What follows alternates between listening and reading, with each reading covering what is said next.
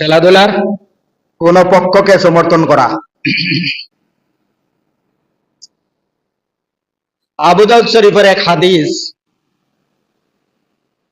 4345 নম্বর হাদিস। রাসূল করিম সাল্লাল্লাহু আলাইহি ওয়াসাল্লাম বলেন, ইজা উমিলাতিল খাতিয়াতু ফিল আরজি কানা মান শাহিদাহা ফাকারিহাহা কামান গাবা আনহা ওয়া মান গাবা আনহা ফারাজিয়াহা কানা কামান শাহিদাহা। দুনিয়ার জগতে সারা পৃথিবীর মধ্যে যদি কোন ধরনের গুনার কাজ চলে আর কোন ব্যক্তি দূর থেকে পাশে তাকিয়া ওই গুনার কাজটাকে অপছন্দ করে, সে যেন এই গুনার দ্বারস্থ হইল না। পৃথিবীর যেই কোনো এলাকায় গুনার কাজ চলতেছে তার পার্শ্ববর্তী লোকেরাও তাকে অপছন্দ করে। আমাদের দেশে গান বাজনা চলে, খেলাধুলা চলে, তামাশা চলে, বিভিন্ন ধরনের মেলার নামে জুয়া খেলাও চলে। এই সময় কিছু না কিছু মানুষ ইমানদার থাকে, তারা এইটাকে অপছন্দ করে। ওরা অপছন্দ করার কারণে পাশে তাকিয়াও সে অনুপস্থিত। নবীজি দ্বিতীয় পর্যায়ে বলেন, ওয়ামান গাবা আনহা ফারাদিয়াহা, যে ব্যক্তি এই অপকর্মের মধ্যে অনুপস্থিত কিন্তু তাতে রাজি ছিল, সন্তুষ্ট ছিল, পক্ষপাত ছিল, কানা কামান শাহিদাহা, সে যেন ওই খেলার মধ্যে উপস্থিত থাকিয়া, ওই অপরাধের মধ্যে উপস্থিত থাকিয়া সমান গুনাহগার। এমন দুইটা দেশ আছে, যে একটা দেশের নাম ব্রাজিল আর একটার নাম আর্জেন্টিনা। এই দুই দেশের সাপোর্টার হইয়া বাংলাদেশে এমন ঘটনা ঘটছে, আগরগুলা আমি বলছি না, নতুন যেগুলা ঘটছে। আর্জেন্টিনা না ব্রাজিলের ব্যানার টানাইতে গিয়া বিদ্যুতের লাইনে লাগিয়া সে মারা গেছে। এই ঘটনা আপনারা দেখছেন? তুমি কেন এই দেশের ব্যানারটা টানানোর জন্য এত টাকা খরচ করবা? যেই ছেলেটা আর্জেন্টিনারে পছন্দ করিয়া একটা বিরাট ব্যানার বানাইলো, বানাইয়া গাছে উঠিয়া ব্যানার টানানোর সময় নিজের প্রাণ গেল বিদ্যুৎ পৃষ্ঠ হয়ে, তার মা বাবাই কষ্ট করলো।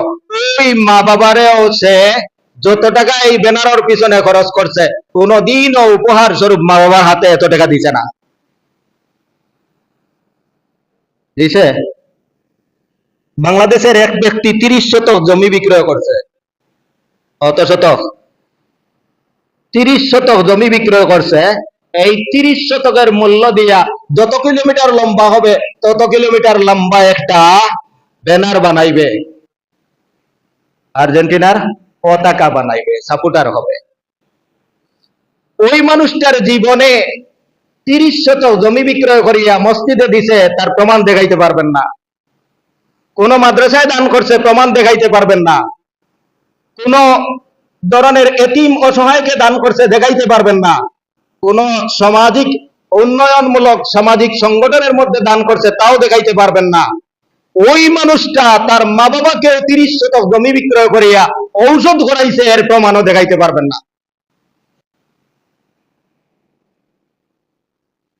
আমরা কোথায় গেলাম?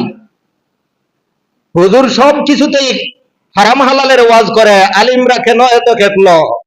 সত্যি কথা আপনার, ওই সন্তানটার দিকে একবার তাকাও। যেই মানুষটা তার বাড়ির ছাদের উপর একটা ব্যানার টানাইছে, আমি আর্জেন্টিনার সাপোর্টার, আরো এক মানুষ আছে যার গার মধ্যে একটা গেঞ্জি লাগাইছে।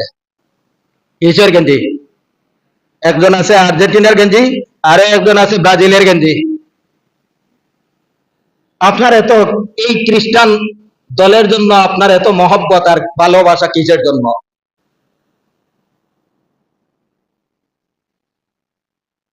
লাকাদ কানা লাকুম ফি রাসূলিল্লাহি উসওয়াতুন হাসানাহ। রব্বুল আলামিন বলেন, ও আমার বান্দারা, আখিরাতের জগতে নাজাত পাওয়ার জন্য তোমাদের যদি কোনো মডেল লাগে, তোমাদের যদি কোনো নমুনা লাগে, তোমাদের যদি কোনো আদর্শ লাগে, তাহলে আমার নবীকে আদর্শের পুড্ডিমালা বানাইয়া তোমাদের সামনে উপস্থাপন করলাম। আমার নবীকে অনুসরণ করো। রাসূল করিম সাল্লাল্লাহু আলাইহি ওয়াসাল্লাম বলেন, আল মারউ মা মান আহাব্বা, যে ব্যক্তি যাকে পছন্দ করে তার হাসর ওই ব্যক্তির সাথে হবে। ও দুনিয়ার মানুষ, আজ যদি তুমি আল্লাহর রাসূলের সুন্নতকে অনুসরণ করো, তাহলে তোমার হাসর হবে রাসূল করিম সাল্লাল্লাহু আলাইহি ওয়াসাল্লামের সাথে। আর যদি তুমি ব্রাজিল আর আর্জেন্টিনাকে সমর্থন করো, আর তার সাপোর্টার হইয়া তার সম্পূর্ণ তার দেশীয় লেবাস, তার দেশীয় পতাকা তুমি মহব্বত করো, তাহলে মনে রাখবে ওই ব্রাজিল আর আর্জেন্টিনা যারা খ্রিস্টান এবং নাস্তিকবাদ, ওই সমস্ত নাস্তিক আর খ্রিস্টানদের সাথে তোমার হাসর হবে। রাজি আছি তো? কে কে আর্জেন্টিনার গেঞ্জি বানাইব দেখি? এতটাইছেন না। ওই যে আর্জেন্টিনারে সাপোর্ট করলাম, ব্রাজিলে সাপোর্ট করলাম, নিজের টাকা খরচ করলাম, আর সাদের উপর গিয়া মারা গেলাম, তারপরে এমন দুই পক্ষ বিগত আমলে এখন পর্যন্ত ফাইনাল ফলাফল আসে নাই, যার কারণে জানতে পারি নাই গরু সিন্নিও করছে। আপনারা শুনেন নাই? আর আমরা চাই না বাংলাদেশের পতাকাকে অপমান করিয়া, বলেন কি বলেন, বাংলাদেশের পতাকাকে অপমান করিয়া আর আবেগ দেখাইতে চাই না।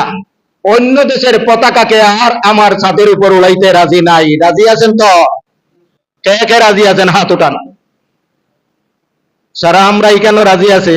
বাড়ির যদি আমার ছেলে ছাদের উপর ব্রাজিলের পতাকা টানাইয়া মারা যায়, তাহলে এখান থেকে সিদ্ধান্ত নেন যে যেই ছেলেটা আমার ছেলে হইয়া ব্রাজিলের পতাকা উড়াইতে গিয়া যে কোনো পর্যায়ে মারা গেছে, তার জানাজায় আমি শরীক হব না, তার জানাজায় আমি শরীক হব না। অপকর্ম করিয়া, হারাম কাজের মধ্যে লিপ্ত হইয়া, দ্বীনকে বিসর্জন দিয়া, আল্লাহর নবীর সুন্নতকে বিসর্জন দিয়া, অন্য কাফির মুশরিককে সাপোর্টার করিয়া ওই সন্তান মারা গেল, এমন কুলঙ্কার সন্তানের আমি আর জানাজায় শরীক হব না। তখন বোঝা যাবে যে আপনার মসজিদের আত্মস্বীকৃতি আর অঙ্গীকারাবদ্ধ হওয়া সঠিক আছে। আর যদি আপনি এমন ভাবে অটল অবিচল না হতে পারেন, তাহলে আপনার সন্তান মারা যাবে, আর আপনার সন্তান হাসরের দিন আবার আপনাকে আল্লাহর আদালতে আইনের কাঠগড়ায় দাঁড় করাবে। আমার মা বাবা আমাকে শিক্ষা দেয় নাই, এই কারণে আমি বিপথে গেলাম, খারাপ পথে গেলাম।